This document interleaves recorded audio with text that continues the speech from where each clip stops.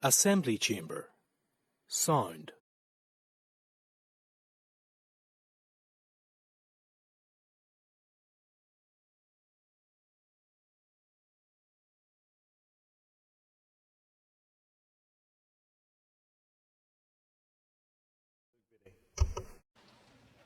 Speaker, question 1, please. Minister. I've not had discussions with the Minister for Infrastructure in relation to sufficient school provision in central Craigavon. An examination of the Armagh Banbridge and Craigavon local government district, where central Craigavon is located, shows that there were 3,368 available places at primary schools and 1,161 available places at post-primary schools. The Education Authority has statutory responsibility for the planning of education provision, which is sufficient and efficient to meet the needs of all children and young people in an area.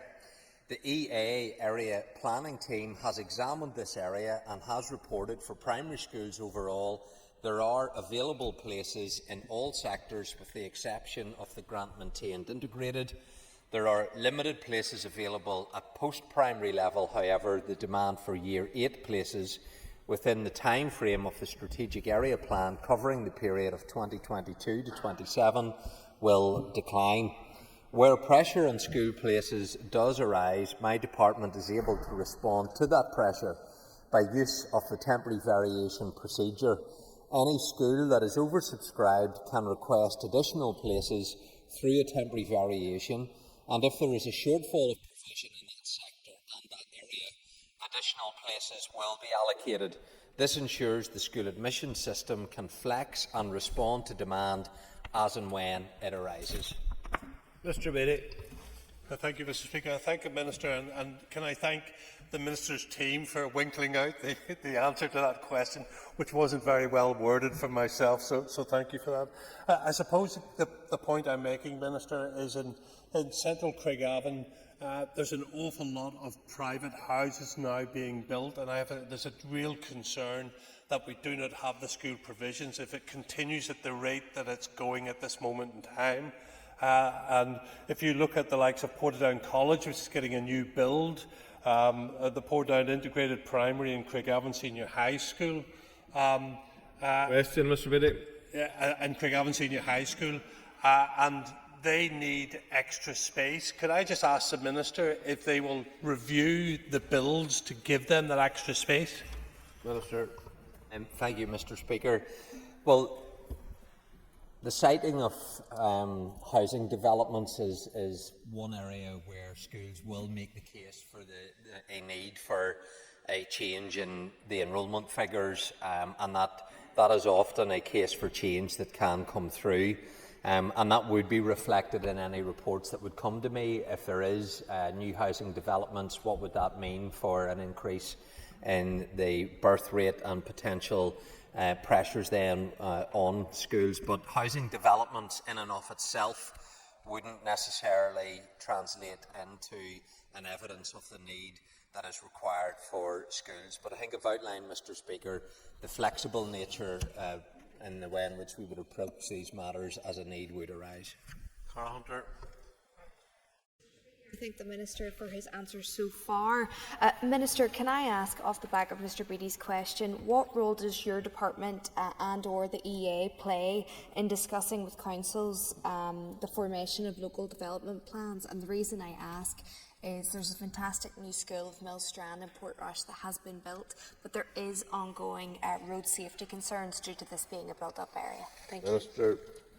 Well, the department, Mr. Speaker, does not engage with other departments to determine which schools would necessarily be announced in that respect. But whenever it comes to taking into account local development plans, that's something that the council can certainly engage with the EA on and the department. And where that request would come forward, it would be expected that EA would participate in that. Dan Dodds. And can I thank the Minister, because I do think this is an important issue. One of the ways, so far we've only discussed the issue of new builds and capacity within schools, But one of the issues that his department takes up and is doing very well on is the School Enhancement Programme, which not only creates capacity but also enhances facilities. Will the Minister try to ensure that the EA respond to the business cases for school enhancement programmes in a more appropriate manner than they have done?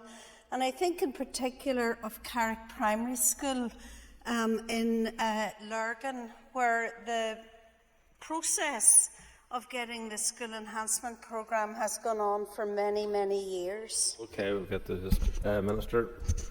There is a valid point in terms of the processes around the school enhancement programme that the member raises. Obviously, you have your minor works schemes, then you will have your school enhancement programme, and then you'll have new capital builds. And it is an area of concern that I have raised about the length of time it can take to go through that process. So that is something that the department's actively engaging with the EA on to try and establish, is there a better way to take forward school enhancement programme processes.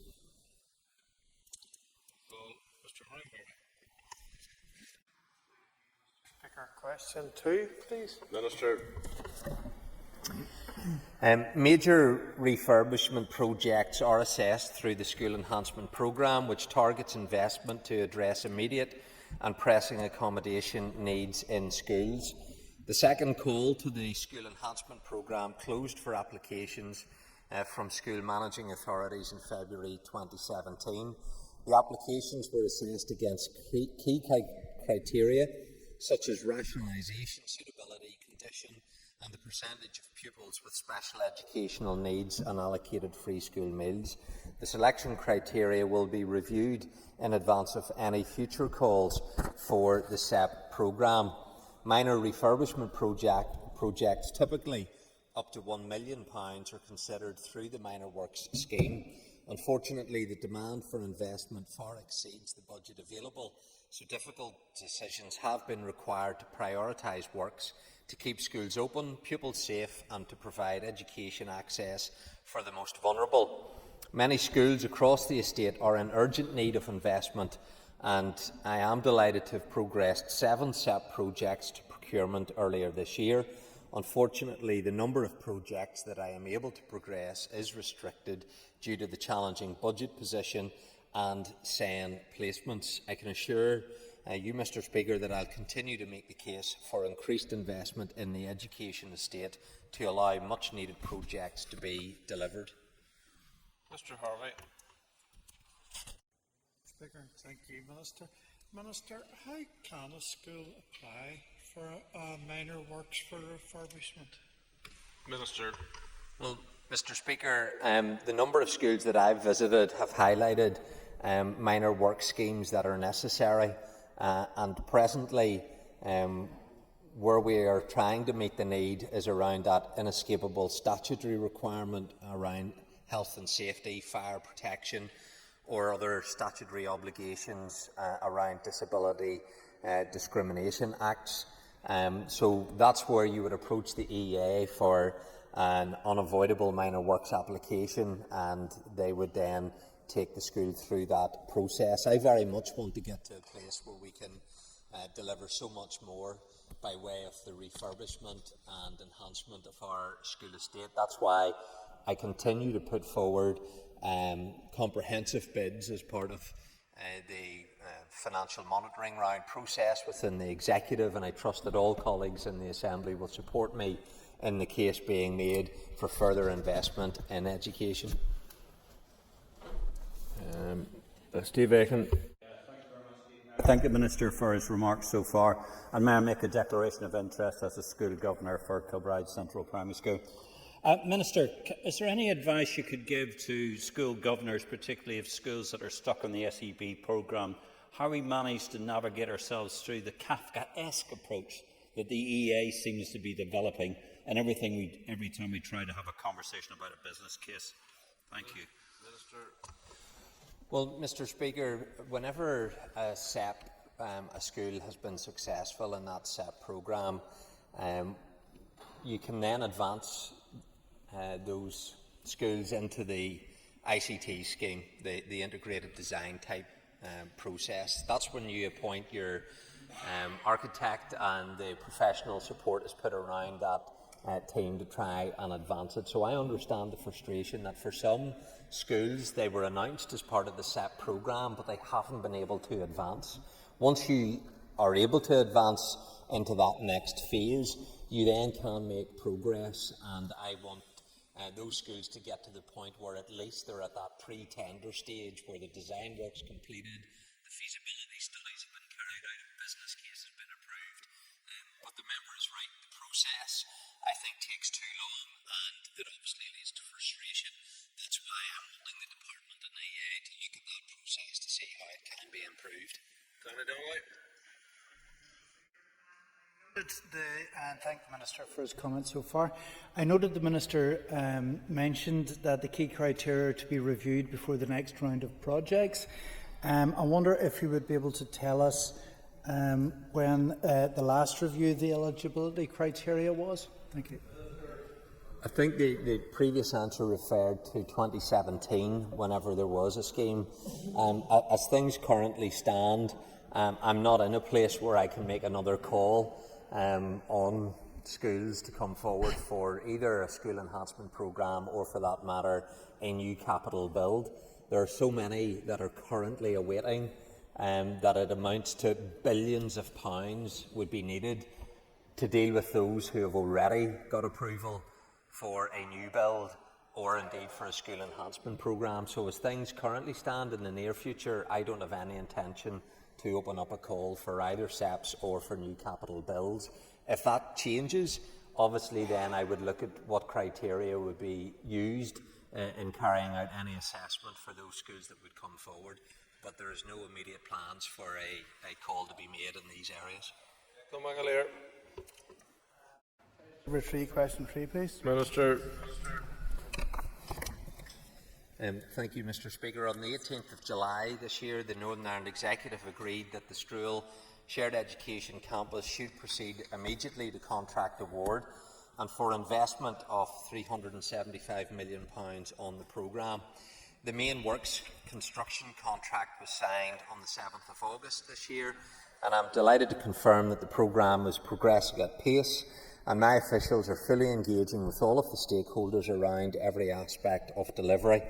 On the current programme timetable, following the pre-construction design period, campus construction is due to begin on-site in early 2025, with the full campus opening being planned for September of 2028. Mr. McAleer. I thank the Minister for his reply and welcome the timeline here. Minister, you'll also be aware that when the schools relocate to the campus, there'll be a number of vacated sites in the town centre which will be very strategically important to the development of Omagh. Has your department been engaging with fellow stakeholders as to how we could maximise opportunities of those sites? Minister. Well, Mr. Speaker, when it comes to any vacant sites that then will come about as a result of that, that will be a matter for those who own those sites and the various different bodies that make that up, to discuss could there be another alternative use for it in terms of education or indeed for wider public service, or is it something that then is disposed of? So that will be a process for those who legally own them at that time to decide will there be any way in which they can be either repurposed or disposed of. At this stage, I haven't been involved in my department in any of those conversations. Done. Thank you, Mr. Speaker. I ask the Minister what is the latest position regarding those schools announced under the Fresh Start scheme. Minister. Of the announced Fresh Start projects, 8 have now been completed, with a further 6 currently in construction.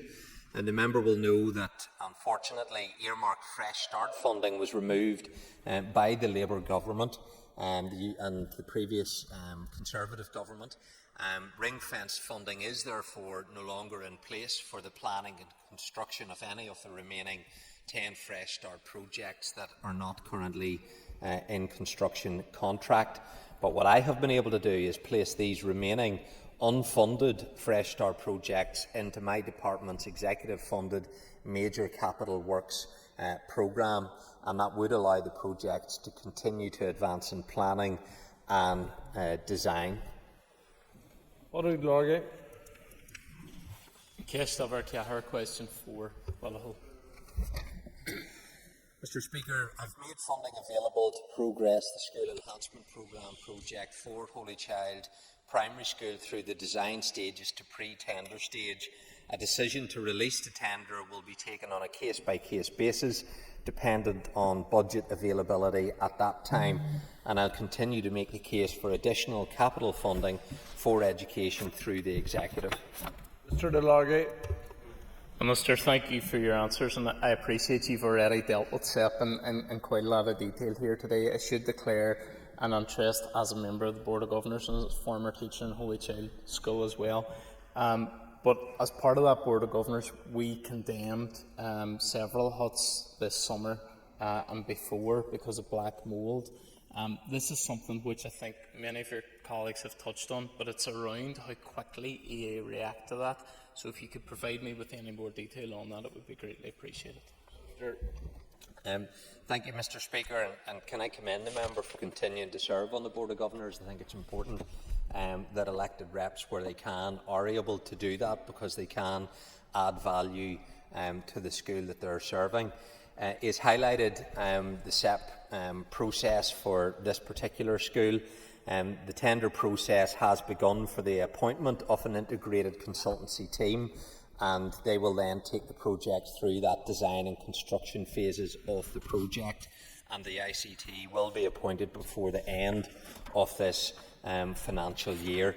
The member highlighted a number of areas where they're continuing to work with EA to try and address some of those issues. If there's anything in particular, I'd be happy to look at that particular matter for the member's behalf with EA directly.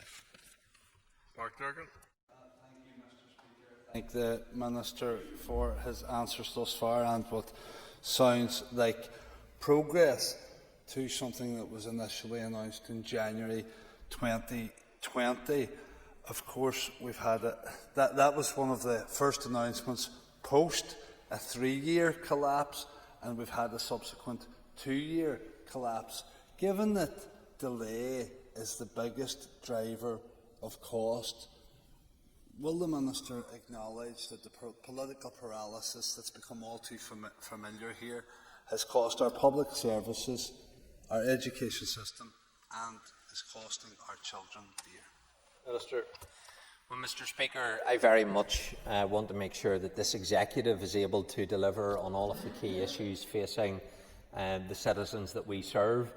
And over the past 8 months, I think there's clear evidence that we have been able to do that. I cite for the member's benefit the Early Learning and Childcare Strategy. We're already this month now, after a full month of it being implemented, over £2 million have went into the pockets of hard-working family. That's a sign that this executive, I brought the scheme forward, the Finance Minister and colleagues supported me to do that, and we're taking action.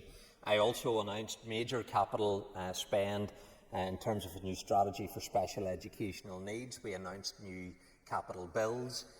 So we are making progress on a whole range of areas, and I trust that that will be the case in the future. But I say to the member, in the past, this Assembly, it didn't operate the way that it should, and there were multiple occasions under the SDLP and the Ulster Unionist Party whenever this Assembly collapsed. Matthew O'Child. Question 5, Mr. Speaker. Mr. Speaker, since taking up office, I've received invitations to meet with schools, individuals and many organisations. I've accepted 324 of them and fulfilled hundreds of these, including visits to many schools and community facilities that represent every part of our society. Given the significant demands in my diary, it would not be possible to accommodate every request. Minister, in response to what you didn't say in that answer, is in response to a colleague of mine, Councillor DeFici, you've indicated the large number of organisations who have been declined meetings. What would you say to those meetings, many of them charities, organisations that are legally registered with the Charities Commission, Companies House, and all sorts of other legal routes? What would you say to them who are startled to see you decline meetings with them but accept meetings with an umbrella group linked to paramilitary organisations? Minister. Well, Mr. Speaker, I've highlighted in responding to the question, I've accepted 324 invitations. I've discharged hundreds of those requests. I have been in countless number of schools, community facilities, representing every section of our society and every sector within education. I think if members put in the question to every other minister, I'd be interested to see how many invites and meetings they have attended to see how I can compare against their record, and that's maybe something that colleagues will do. But I will not make any apology for making sure that we seek to move every part of our society forward. And unlike his previous leader, the late John Hume, I do have concern and share some of the concerns that people have been expressed. But when John Hume embraced Gerry Adams and Sinn Féin, when the IRA were up to their neck in murdering people of our country, John Hume's response was, I don't give two balls of roasted snow what you think.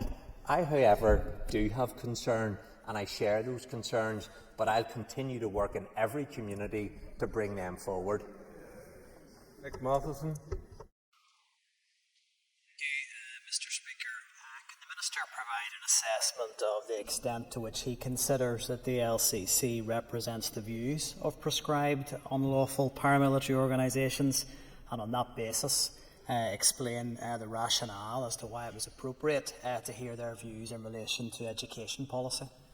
Sure. Well, Mr. Speaker, I think every part of our society has to be able to move forward. I've often said that because you have had a past doesn't mean that you shouldn't have a future.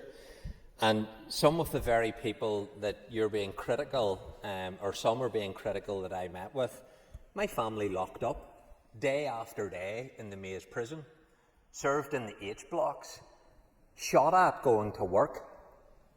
My uncle took 13 bullets as he drove down the motorway. My father served in both Loyalist and Republican wings. The Alliance Party and others here campaigned vociferously to get them all released. I campaigned against the Belfast Agreement. But now having the Alliance Party and others champion the early release of mass murderers into our society, they criticise and have the cheek to criticise me for wanting to move our society forward. I'll not be lectured by those who are acting in a very hypocritical fashion on this issue. Jonathan Buckley. Thank you, Mr. Speaker. There are members in this chamber who believe that just because they are now elected representatives, that their heinous terrorist acts and convictions are in some way justified. History would record that the Nazis had a similar ideology. So can I ask the Minister, what work, and getting back to the substance of the issue, what work is being done to support working class Protestant boys who continue to feel the worst impact of social deprivation and educational underachievement in Northern Ireland? Minister.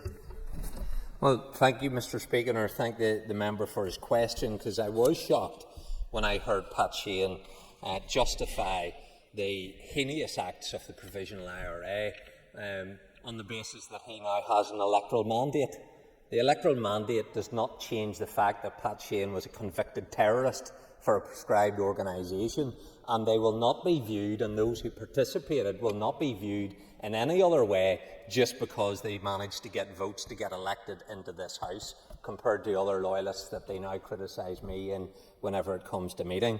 When it comes to supporting working class Protestant boys, there's a significant amount of support that's already available to help address underachievement amongst working class Protestant boys. I refer the member to targeting social need, which accounts for approximately £75 million. I also then safeguarded the extended schools budget this year to maintain funding of £8 million, and that assists 450 eligible schools.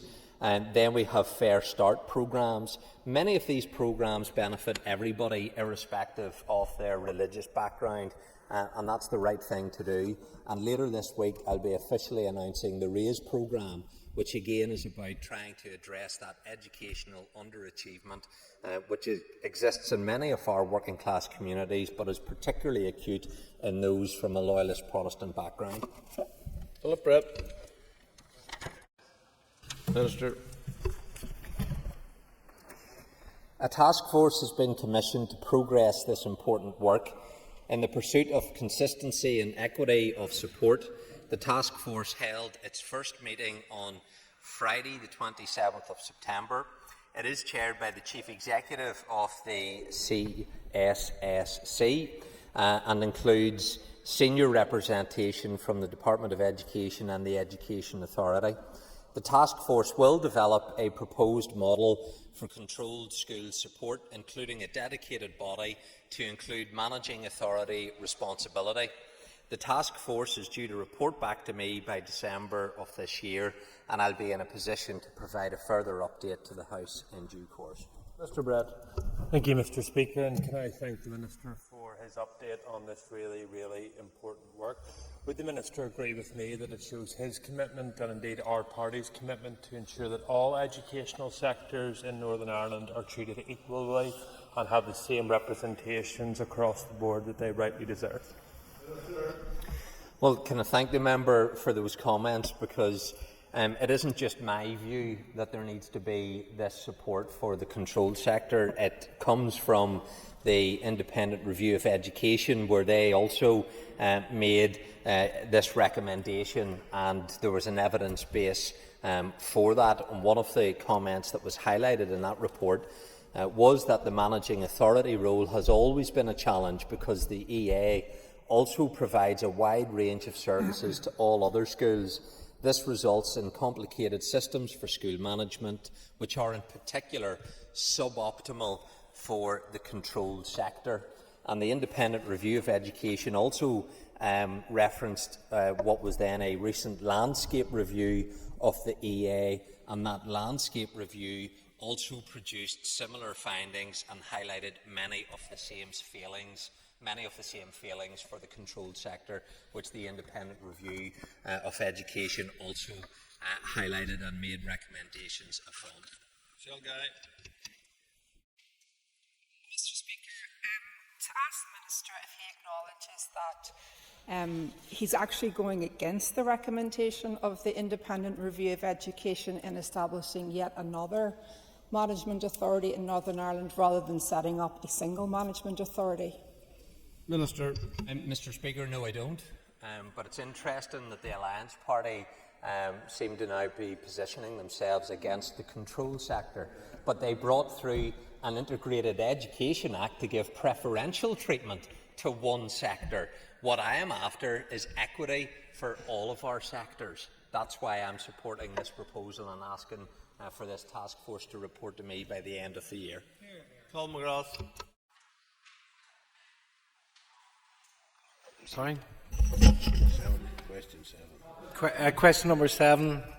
Sorry, I didn't realise I had a question. Mr. Speaker, it is for the Education Authority to determine what measures can be taken to improve the management of school transport at the start of the year.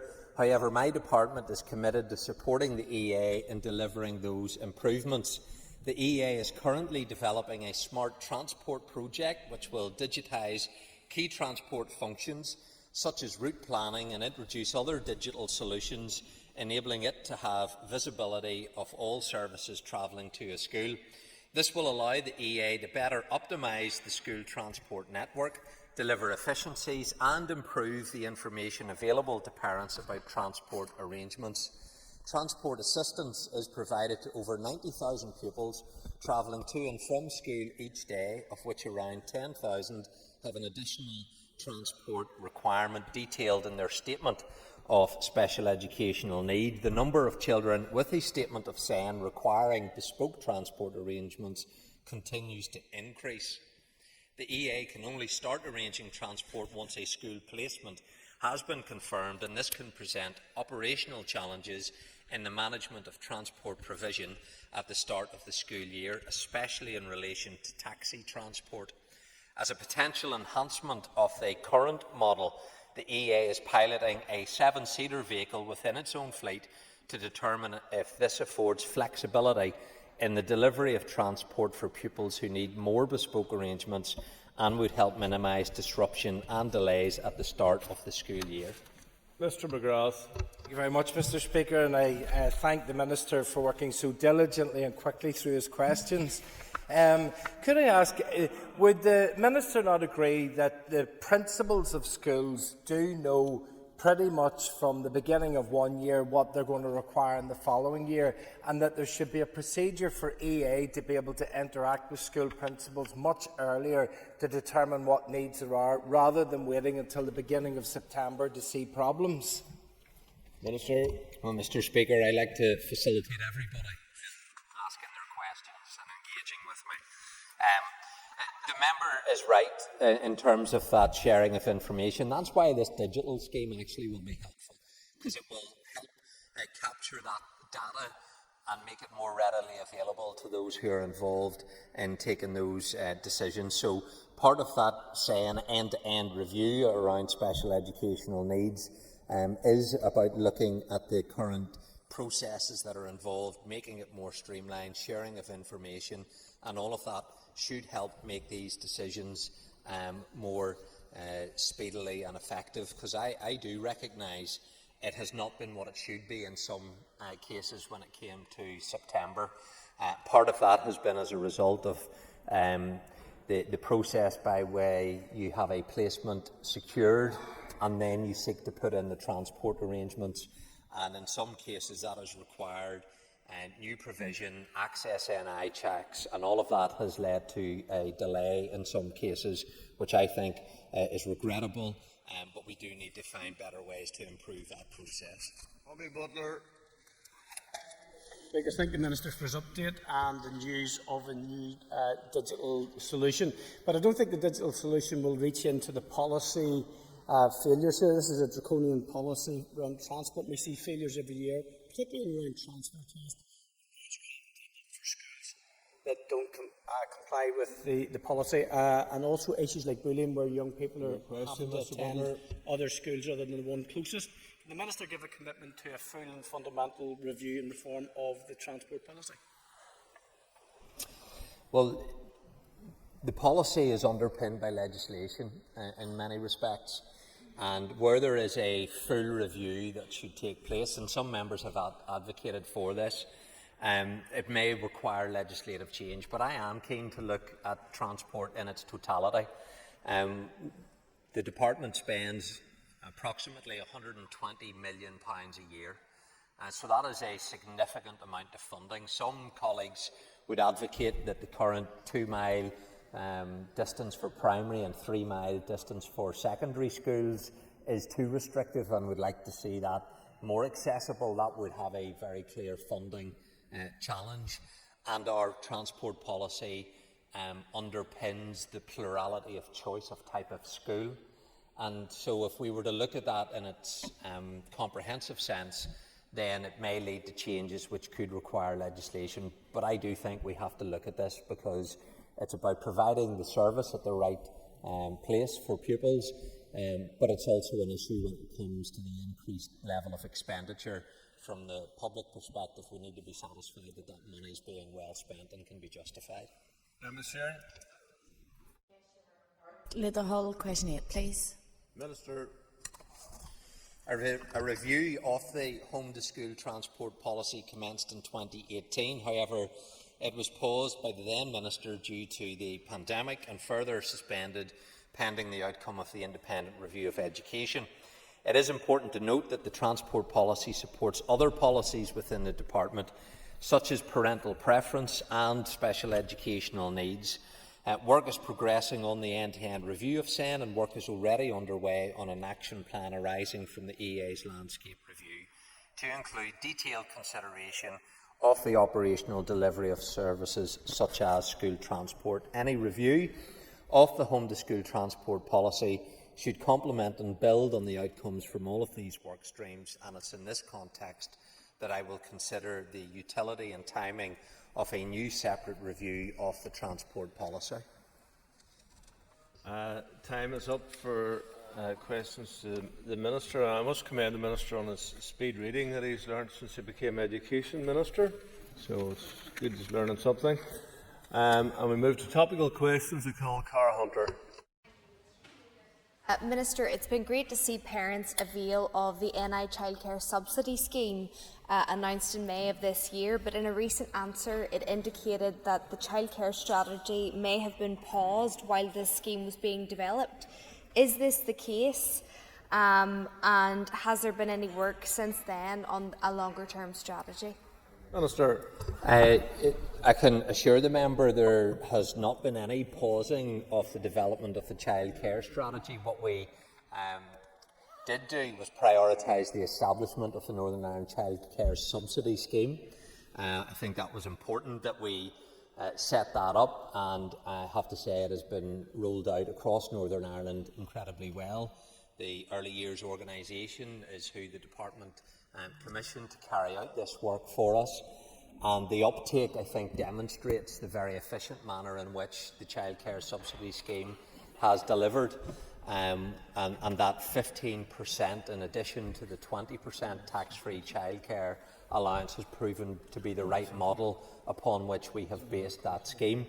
But we also have been taking forward other aspects, including identifying what preschool provision could move to that standardised response of full-time as opposed to just part-time.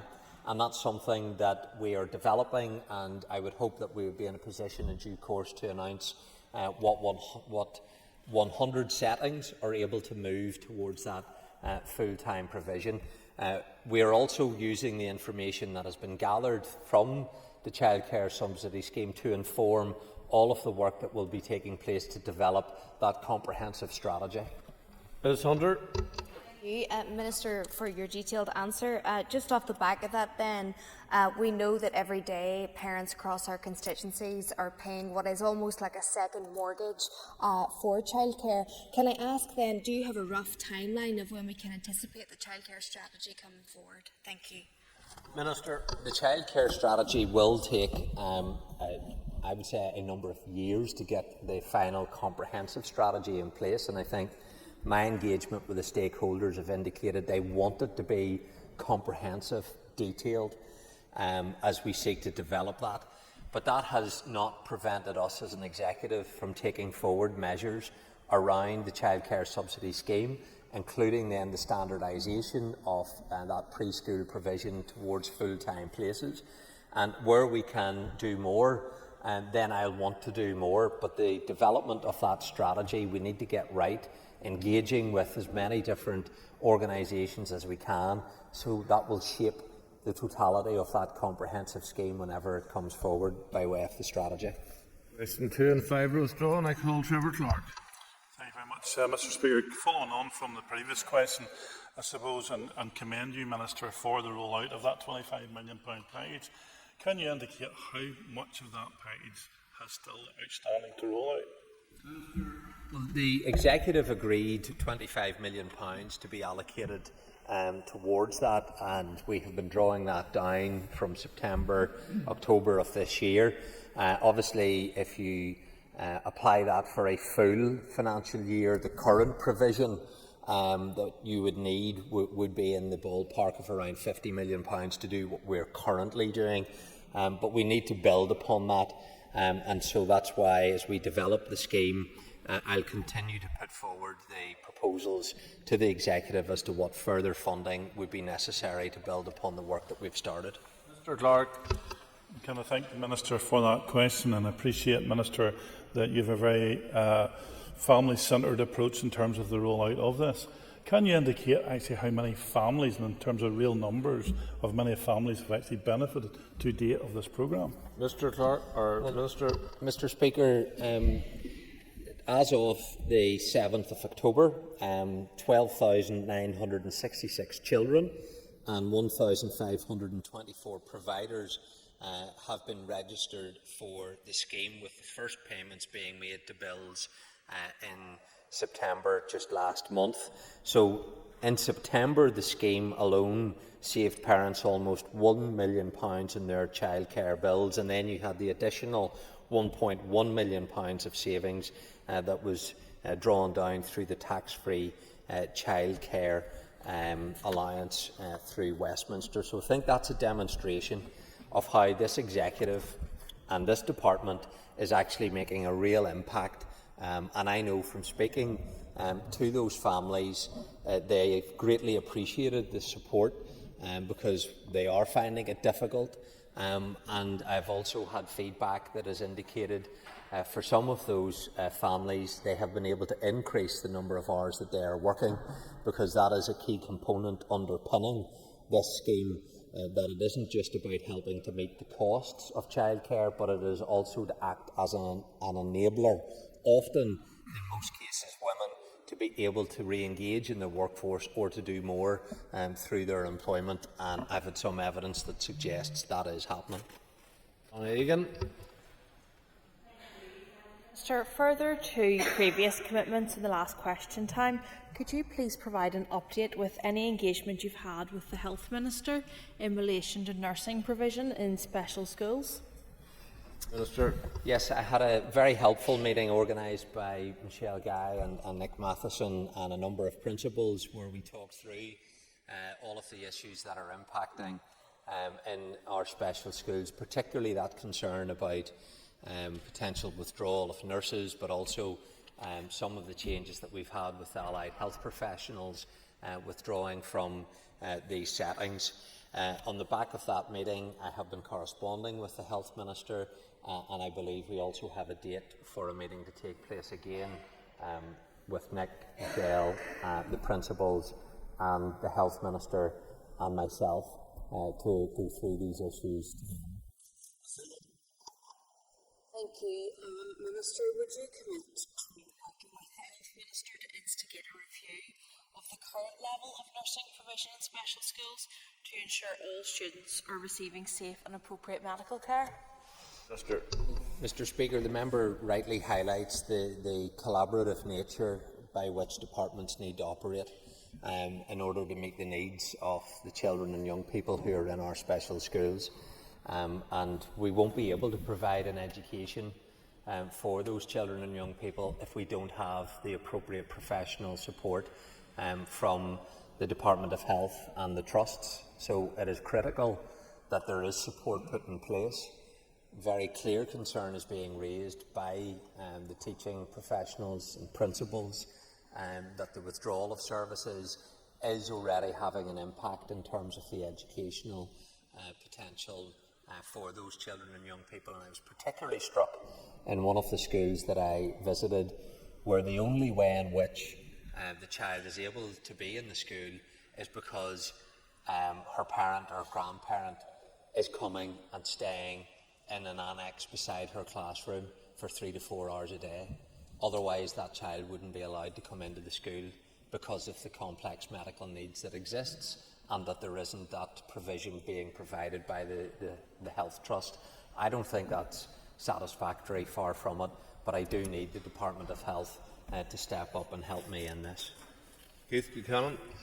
Thank you, Mr. Minister, indicate what contact he has had with His Majesty's Treasury in relation to the issue of VAT on independent schools. Minister. A number of months ago, the Minister in the Treasury, James Murray MP, asked to engage with me as a result of the Labour Party's election manifesto commitment that they would be applying VAT to private schools. We had that engagement. I outlined my opposition to what was being proposed, and we've continued to engage with my officials and his officials, and I met again with James Murray on the 7th of October to highlight my concerns again. We have made some progress in respect of VAT exemption in examples of Group A, voluntary grammar schools, but we continue to have issues around Group B voluntary grammar schools and also those grammar schools that have preps, and it also has a negative impact on those independent schools in Northern Ireland, and we continue to make the case on their behalf. Mr Buchanan. For Minister, so what is the latest position as of today, and how many schools in Northern Ireland do you think this will affect? Minister. Well, Treasury has advised that a change to the definition of a private school as set out in the draft legislation isn't required for some of the grammar schools that charge a capital fee of up to £140. There are 9 voluntary grammar schools which charge that capital fee, and they're not going to be in scope of this legislation. There are a further 12 schools with preps or boarding departments which may be in scope of the legislation, and my officials continue to present evidence that we believe should justify their exemption, and we're awaiting clarification from the Treasury on this particular matter. Well, Liz Kimmins.